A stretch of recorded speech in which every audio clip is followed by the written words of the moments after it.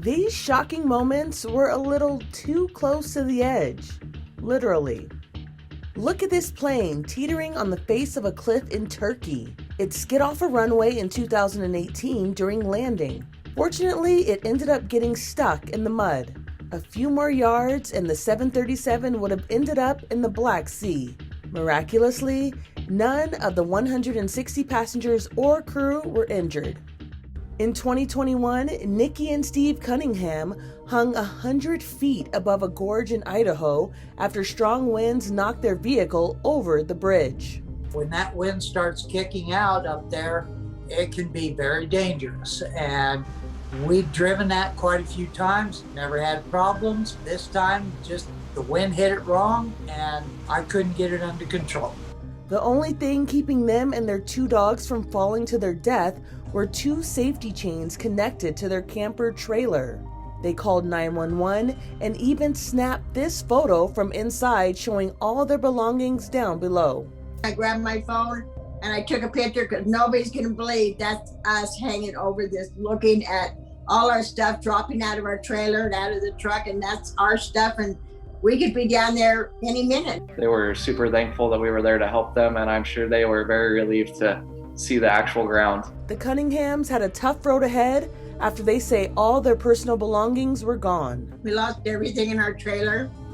We just bought a whole bunch of food and all that got lost, all our keepsakes, everything I had. We're homeless at this point, and it's pretty emotional right now. We're trying just to get through this. Afterward, a GoFundMe was set up to help the couple get back on their feet. In 2020, a Dutch train overshot an elevated part of a track and wound up teetering on top of a whale statue. The whale's tail caught the front end, leaving it balanced more than 30 feet in the air. Thankfully, only the conductor was on board and he was not hurt. These 2 big yellow cranes worked together to put the chains around the front and back of the cab to remove the wheels. The operation began at dawn and ran until dark. A small crowd gathered to watch the bizarre sight and cheered when it was safely removed. Yay! Now that conductor has a well of a tale to tell. This is curb appeal. This home is teetering off a cliff. Nevertheless, in 2017, it was on the market for a whopping $850,000. Don't let the red tag fool you. This house is a steal. Realtor Valerie Kroll says the home 20 miles outside of San Francisco was a bargain. Well, mathematically, it's not that crazy. We're in a $1.5 million neighborhood. A landslide brought on by heavy rains came to a halt right outside the master bedroom. Look at how it dangles precariously over the cliff. We're in the master bedroom right now. This is the room that took the brunt of the slide. The bedroom dipped and cracks were visible along the floorboards as well as the walls. It wasn't even safe to be in the home. The red tag on the door stated entry may result in death or injury. It's red tagged because if there's any more shifting, there's going to be a big problem and somebody could definitely be hurt. The rest of the mid-century home had stained carpets and out-of-date fixtures.